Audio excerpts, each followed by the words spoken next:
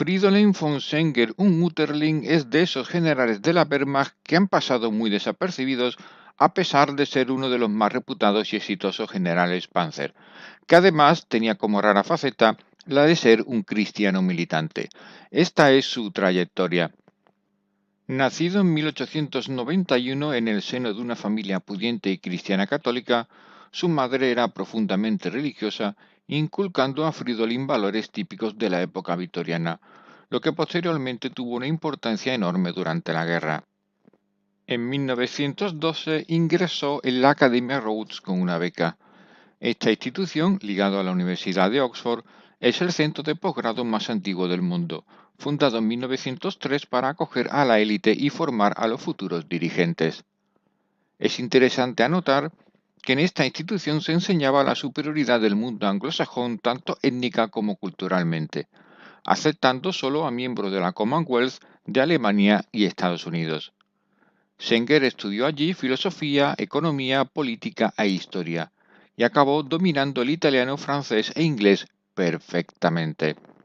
Como curiosidad, allí estudió también Luz Graf Schwerin von Krosigk, que sería el último canciller oficial del Tercer Reich entre el 2 y el 23 de mayo de 1945. En cualquier caso, Senger tuvo que interrumpir su formación en agosto de 1914 cuando estalló la Gran Guerra, regresando a Alemania e ingresando directamente en el ejército con el grado de teniente. Durante la Gran Guerra combatió en el frente del Somme en 1916, algo que recordaría muchos años después durante las cruentas batallas de Montecassino. Concluido el conflicto, permaneció en la Reichswehr ingresando en 1921 en el 18º Regimiento de Caballería, regimiento en el que se mantuvo hasta el 10 de agosto de 1936, cuando fue ascendido a teniente coronel. En noviembre de 1938 fue nombrado comandante del Tercer Regimiento de Caballería, ascendiendo a coronel el 1 de marzo de 1939 y participando en la campaña polaca como comandante del 22 Regimiento de Caballería, una de las pocas unidades de caballería alemanas que se mantenían aún.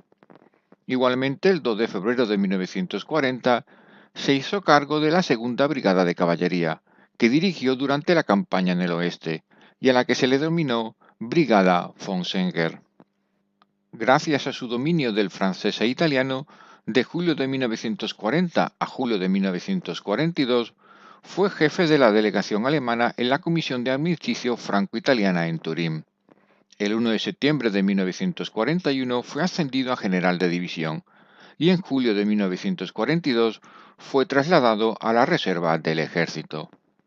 En este punto hay que anotar que la causa por la que a pesar de sus éxitos fue trasladado a la reserva fue que no solamente nunca fue miembro del partido, sino que además estaba en contra de la política anticristiana del régimen, que no guardaba relación con su educación ética.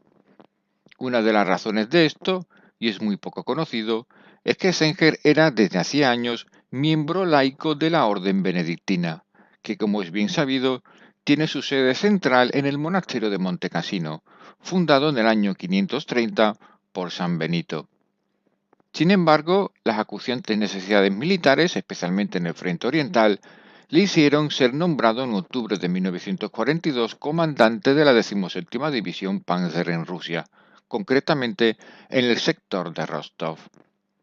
Durante el invierno de 1942 a 1943, su división Panzer, que estaba integrada en el 4º Ejército Panzer, se distinguió en las batallas defensivas en el contexto de la Operación Tormenta de Invierno, cubriendo con éxito la retirada hacia el río Mius. Por ello fue galardonado con la Cruz de Caballero de la Cruz de Hierro el 8 de febrero de 1943, ya como mayor general, y el 1 de mayo de 1943 fue ascendido a teniente general. El 16 de junio de 1943 fue nombrado enlace de la Wehrmacht con el 6º Ejército Italiano en Sicilia y al mismo tiempo comandante de la Wehrmacht en la isla, cargo al que se unió en agosto de 1943 el de comandante de la Wehrmacht en las islas de Cerdeña y Córcega. Bajo las órdenes de Kesselring, logró una ordenada retirada de la Wehrmacht en Sicilia a finales de agosto, motivo por el cual recibió una mención especial en el Diario de Operaciones del OKW el 5 de octubre de 1943. El 8 de octubre de 1943 se le concedió el mando del 14 Cuerpo Panzer en el sur de Italia y 3 días después recibió la Cruz Alemana en oro. Este cuerpo Panzer fue el responsable del lento avance aliado hasta llegar a la línea Gustav, donde se produciría la batalla decisiva por Italia. Integrado en el 10º ejército que cubría el frente de Montecassino, el 14 Cuerpo Panzer de Senger tenía como misión principal evitar que los aliados avanzaran a través del Valle del Liri en dirección a la capital italiana, Roma. Senger fue muy hábil distribuyendo sus unidades en pequeños grupos de batalla, que iban turnándose en las posiciones clave, aumentando además las defensas estáticas por todo el sector principal. Sin embargo, su contribución más conocida ocurrió cuando los aliados decidieron la destrucción del histórico monasterio, en la creencia falsa de que los alemanes lo usaban como punto de observación. En efecto, el 15 de febrero de 1944, 142 B-17 norteamericanos, más otros 67 bombarderos medios, lanzaron 1.100 toneladas de bombas, destruyendo el edificio y posibilitando, paradójicamente, que fuese utilizado como núcleo defensivo a partir de entonces. En este sentido, Senger personalmente fue el encargado de gestionar, junto con el abad, el salvamento de todas las obras de arte del monasterio y de poner a salvo a los monjes. Incluso llegó a lograr una tregua de 3 días para que diera tiempo a realizar esta labor de salvamento cultural.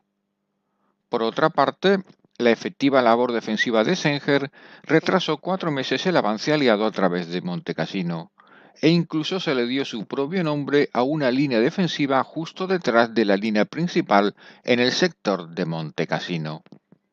No obstante, la masiva desproporción de fuerzas a favor de los aliados logró romper las defensas en mayo y el 4 de junio lograron entrar en Roma.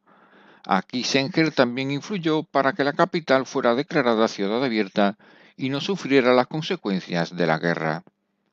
A pesar de la ruptura, Senger, que ya era general de tropas Panzer desde enero de 1944, fue elevado brevemente a comandante del 14º Ejército en Italia el 15 de octubre del mismo año, contribuyendo a la ralentización del progreso aliado.